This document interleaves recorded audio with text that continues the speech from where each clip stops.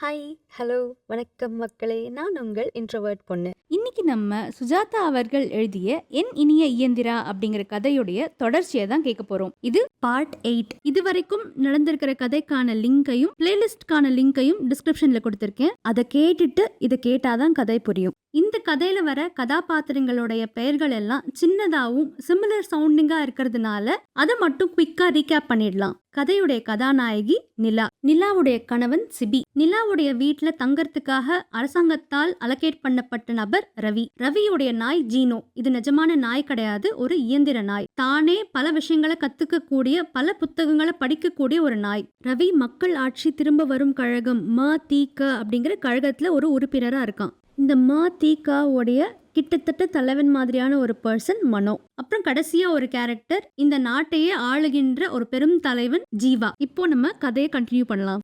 ஜீனோ நிலா தான் ஜீவாவை கொல்ல போறா அப்படின்னு சொன்ன அடுத்த செகண்ட் சிபி பயங்கர ஷாக்ல இருக்கான். அரசாங்கம் கொடுத்திருக்கிறதே கம்மியான ஆயுள் தான், இந்த ஆயுளையும் நிம்மதியா வாழ்ந்துட்டு போலாம் அப்படிங்கிற பாலிசில தான் சிபி இருக்கான். இதை சொல்லி நிலாவை கன்வின்ஸ் பண்ண ட்ரை பண்றான். இந்த மாதிரி சதிகாரர்களோட சேர்ந்தா நம்மளுக்கு தான் ஆபத்து நிலா, தயவு செஞ்சு இதெல்லாம் கேட்காது அப்படின்னு சொல்றான். ஆனா நிலா என்ன மைண்ட் செட்ல இருக்காங்கிறது சிபிக்கு தெரியல. இரு சிபி, இவங்க என்ன சொல்றாங்கன்னு கேட்கலாம் அப்படிங்கிறா. சிபிக்கு பக்குன்னு இருக்கு, நம்ம நிலாவா இது, என்ன இப்படி இருக்கா அப்படின்னு யோசிக்கிறான். எங்களோட திட்டத்தை கேட்கறதுனால எந்த துரோகமும் இல்ல அப்படின்னு சொல்றான் ரவி. ஆனா சிபி கடுக்கடுன்னு மூஞ்சி வச்சு கேட்டுட்டு இருக்கான். நிலாவுக்கு ரவி டீட்டெயில்டா எக்ஸ்பிளைன் பண்ண ஆரம்பிக்கிறான். அரசாங்கத்துடைய அடிமையா கோழையா இருக்கிறத விட அதை எதிர்த்து போரிட்டு சாவதே மேல் அப்படிங்கிற மனநிலையில தான் எங்களுடைய கழகத்தினர் இருக்கும் அப்படின்னு சொல்றான். இப்ப பாரு, ஜீவாவுடைய ஆட்சியில சுபிக்ஷம் நிறைஞ்சிருக்குன்னு சொல்றாங்க.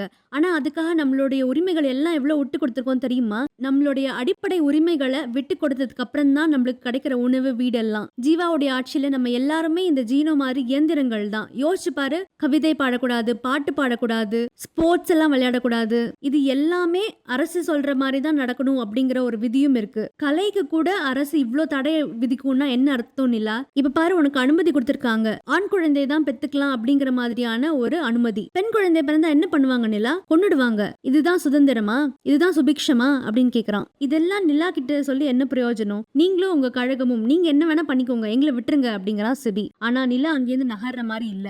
இரு சிபி, என்ன சொல்றாங்கன்னு கேட்கலாம், நான் எப்படி ஹெல்ப் பண்ண முடியும் உங்களோட கழகத்துக்குன்னு கேக்குறான் நிலா. அத்தனை நேரம் மௌனமா இருந்த மனோ இப்பதான் பேச ஆரம்பிக்கிறான். நீ எதுவுமே பண்ண வேண்டாம் நிலா, இங்கேருந்து கிளம்பி உன் வீட்டுக்கு போ. நீ வீட்டுக்கு போனதுக்கு அப்புறமா ஜீவா கிட்ட இருந்து அழைப்பு கண்டிப்பா வரும். அப்படியே அந்த அழைப்பு வரலனாலும் நீ இன்னொரு மனு கொடுக்கலாம் ஜீவாவை மீட் பண்றதுக்காக. உன்னுடைய ரிக்வெஸ்ட் கண்டிப்பா அப்ரூவ் செய்யப்படும். இதெல்லாம் மனோ சொல்லிட்டு நிலா கிட்ட வந்து அவ காது கிட்ட சொல்றான், நாங்க உன்கிட்ட ஒரு பொருள் ஒன்று தருவோம், அதை நீ எடுத்துட்டு போகணும். ஜீவா கிட்டக்க அதை பரிசா தந்துட்டு வந்துட வேண்டியதுதான், இவ்வளவுதான் பண்ணணும் அப்படின்னு சொல்றான். நிலா காது கிட்ட சொன்ன விஷயம் சிபிக்கு கேட்கல. என்னன்னு கேட்கும்பொழுது நிலா சொல்றா, வா சிபி நம்ம கிளம்பலாம் அப்படிங்கிறா. இவங்க ரெண்டு பேரையும் டிராப் பண்றதுக்கு ஜீனோ தான் வருது. சப்வே ஸ்டேஷன் வரைக்கும் டிராப் பண்றேன் அப்படின்னு சொல்லுது. போற வழியில நிலா ஜீனோவை பார்த்து கேக்குறா, நீ என்ன நினைக்கிற ஜீனோ, நான் இவங்களுக்கு ஹெல்ப் பண்ணலாமா வேண்டாமா அப்படிங்கிறா. தியாகம், செல்ஃப் இண்டிபெண்டன்ஸ் இதெல்லாம் ரொம்ப இம்பார்ட்டன்ட் அப்படின்னு உனக்கு தோணுச்சுன்னா ஹெல்ப் பண்ணு அப்படிங்குது.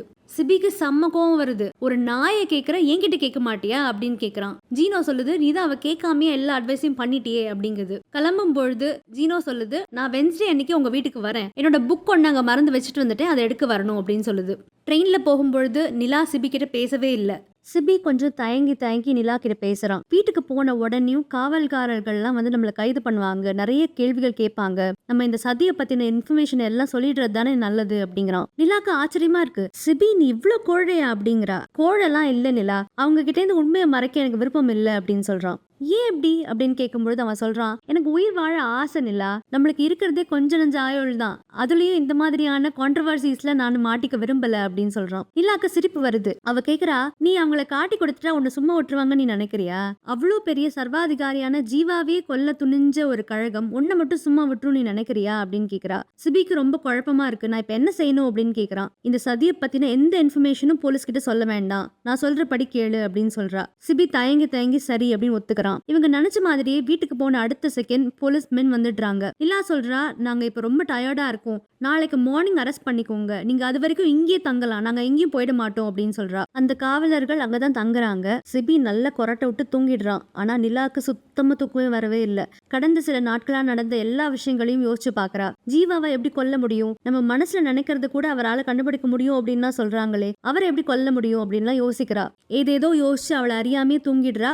கனவுலையும் ஜீவா தான் வராரு. அடுத்த நாள் மார்னிங் நீதிமன்றத்துக்கு கூட்டிட்டு போறாங்க சிபிஐயும் நிலாவையும். இங்க பெருசா ஆளே இல்ல, ஒரே ஒரு நீதிபதி இருக்காரு, இவங்க கூட வந்து காவலர், அதுக்கப்புறம் ஒரே ஒரு குமாஸ்தா, அவ்வளவுதான்.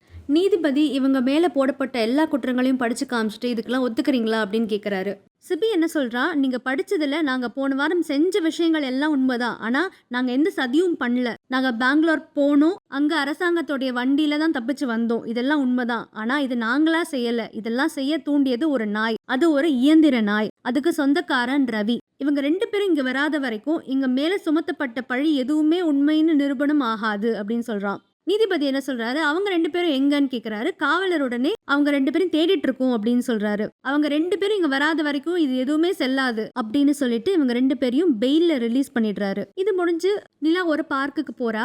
அங்க போய் ஒரு பெஞ்ச்ல உட்கார்றா. காலை வந்து ஏதோ நெருடுது. என்னன்னு பார்த்தா நம்ம ஜீனோ. சுத்தி முத்தி காவலர்கள் யாரும் இல்லையான்னு பார்த்து ஜீனோ கூட நிலா பேசுறா. நீதிமன்றத்துல நடந்த இன்ஃபர்மேஷன் எல்லாத்தையும் ஜீனோ கிட்ட பாஸ் பண்றா. ஜீனோ கேக்குது, ஜீவா கிட்ட இருந்து ஏதாவது அழைப்பு வந்ததா அப்படின்னுட்டு. இல்ல அப்படிங்கிறா. அழைப்பு வந்தா உடனே ரவிக்கு இன்ஃபர்மேஷன் சொல்லணும் அப்படிங்கிறது ஜீனோ. இவங்க 2 பேரும் என்ன டிசைட் பண்றாங்கன்னா, டெய்லி இந்த பார்க்ல மீட் பண்ணலாம், சப்போஸ் ஏதாவது அப்டேட் இருந்ததுன்னா ஈஸியா பாஸ் பண்ணிடலாம் ரவி கிட்ட அப்படின்னு டிசைட் பண்றாங்க. ஜீனோ கிளம்ப வேண்டிய டைம் வந்தாச்சு. ஜீனோ என்ன சொல்லுது, என்ன மெதுவா கொண்டு போய் அந்த அண்டர் கிரவுண்ட் சூவர்ஜ் கிட்ட விட்டுடு அப்படின்னு சொல்லுது. அது வழியா போய் சுரங்க பாதையை பிடிச்சு சேலகத்துக்கு போயிடுவேன் அப்படின்னு சொல்லுது. நிலாவும் ஜீனோவை மெதுவா கொண்டு போய் ஒரு அண்டர் கிரவுண்ட் சூவர்ஜ் ஓப்பனிங் கிட்ட போய் விட போறா. அப்ப கரெக்டா 2-3 காவலர்கள் இவங்களை சுத்தி வளைச்சிடுறாங்க. நிலாவையும் ஜீனோவையும் அரெஸ்ட் பண்ணி விசாரிக்கிறதுக்காக ஒரு இடத்துக்கு கூட்டிட்டு போறாங்க. அங்க ஒரு மேலதிகாரி ஜீனோவை துருவி விசாரிக்கிறாரு. மாடல் என்ன, உன்னுடைய எஜமானன் யாரு, எல்லா டீடைல்ஸும் கேக்குறாரு. உன்னோட எஜமானனான ரவி எங்க இருக்கான் அப்படின்னு கேட்கும் பொழுது ஜீனோ சொல்லுது, அதை சொல்றதுக்கு எனக்கு அனுமதி இல்ல. என்ன மாதிரியான இயந்திரங்கள் எல்லாம் எங்களுடைய எஜமானர்களுடைய பேச்சை கேட்டு நடக்க வேண்டிய ஒரு கட்டாயத்துல இருக்கும். யாரு எப்படி கேட்டாலும் ரவி இருக்கிற இடத்த சொல்லக்கூடாதுங்கிறது தான் என்னுடைய கமாண்ட் அப்படின்னு சொல்லுது. ஜீனோ இப்படி சொன்னதும் அவர் நிலாவையும் விசாரிக்கிறாரு. உனக்கும் தீவிரவாதிகளுக்கும் என்ன சம்பந்தம் சொல்லு, உன்னை டார்ச்சர் பண்ணவா அப்படிலாம் கேக்குறாரு. நிலா ஆனா ரொம்ப இன்னசென்ட்டா ஆக்ட் பண்றா. எனக்கு எதுவுமே தெரியாது, நான் நேத்திக்கு நீதிமன்றத்தில் எல்லாத்தையும் சொல்லிட்டேன், நான் என்ன அறியாமே ஒரு சூழ்ச்சியில அகப்பட்டிருக்கேன் அப்படிலாம் சொல்றா. இந்த அதிகாரிக்கு மேலதிகாரி, அவருடைய மேலதிகாரி எல்லாருமே வந்து விசாரிக்கிறாங்க. ஆனா ஒரு பிரயோஜனமும் இல்ல. இதனால அவங்க டாக்டர் ஓ அப்படிங்கிற ஒரு பர்சனை கூட்டிட்டு வராங்க. டாக்டர் ஓ அப்படிங்கிறவர் ஒரு கம்ப்யூட்டர் எக்ஸ்பர்ட் போல இருக்கு. இந்த டாக்டர் ஓ என்ன பண்றாரு, ஜீனோவுடைய வயிற்று பகுதியில அதோடைய மெயின் ப்ராசஸிங் ஒரு சிப் ஒன்று இருக்கு, அதை வெளியே எடுத்து தன்னுடைய டெர்மினல்ல கனெக்ட் பண்ணி எல்லா டீடைல்ஸையும் பார்க்கறாரு. இந்த இயந்திரத்துக்குள்ள அட்ரஸா ரெஜிஸ்டர் ஆகாம வழிகள் மட்டும் ரெஜிஸ்டர் ஆயிருக்கு. எந்த டிரெக்ஷன்ல போகணும், எவ்வளவு ஸ்டெப்ஸ் எடுத்து வைக்கணும், அந்த மாதிரியான டீடைல்ஸ் இருக்கு. இதை வச்சு நம்ம ரவி இருக்கிற இடத்த கண்டுபிடிச்சிடலாம் அப்படின்னு சொல்றாரு. ஆனா இது எதுவுமே ஜீனோவுக்கு தெரியாது. ஏன்னா அதோட சிப்பை வெளியே எடுக்கும் பொழுது அது ஆஃப் ஆயிருக்கும் இல்லையா, அது ஒரு பொம்மை மாதிரி தான் இருக்கு இப்போதைக்கு. இப்ப கிடைச்சிருக்கிற டேட்டா வச்சு ரவியை கண்டுபிடிச்சிடலாம் அப்படின்னு சொல்லிட்டு 2 மேலதிகாரிகள், 2 காவலர்கள் பிளஸ் டாக்டர் ஓ, நிலா, அப்புறம் பொம்மை மாதிரி இருக்கிற இந்த ஜீனோ, இவங்க எல்லாரும் ஒரு வண்டியில கிளம்புறாங்க. இவங்களுக்கு முன்னாடி ஒரு சின்ன பாட் மாதிரி ஒண்ணு கிடைச்சிருக்கிற டேட்டாவை அனலைஸ் பண்ணி ஜீனோவுடைய ஸ்டெப்ஸை ரீட்ரேஸ் பண்ணிட்டே போகுது. அதை ஃபாலோ பண்ணிட்டே இவங்களும் இந்த வண்டியில போயிட்டு இருக்காங்க. இந்த டாக்டர் ஓ இப்பதான் ஜீனோவை ஸ்விட்ச் ஆன் பண்றாரு. ஜீனோ ரீபூட் ஆகி திரும்ப அதோட நினைவு திரும்ப கொஞ்ச நேரம் ஆகுது. கரெக்டா அப்போ அந்த பாட் ஒரு இடத்துல நிக்குது. இது ஏதோ தெரிஞ்ச பாதை மாதிரி இருக்கே அப்படின்னு கேக்குது ஜீனோ. ஆமா, ரவியை கண்டுபிடிச்சிட்டாங்க அப்படின்னு சொல்றா நிலா. அப்போ கரெக்டா இந்த அதிகாரிகள் டாக்டர் ஓ இங்க கொஞ்சம் வாங்கலேன் அப்படின்னு கூப்பிடுறாங்க. ஜீனோ உடனே நிலா கிட்ட சொல்லுது, நீ வெயிட் பண்ணு, இங்கே இரு, வெளியே போகாத அப்படின்னு சொல்லுது.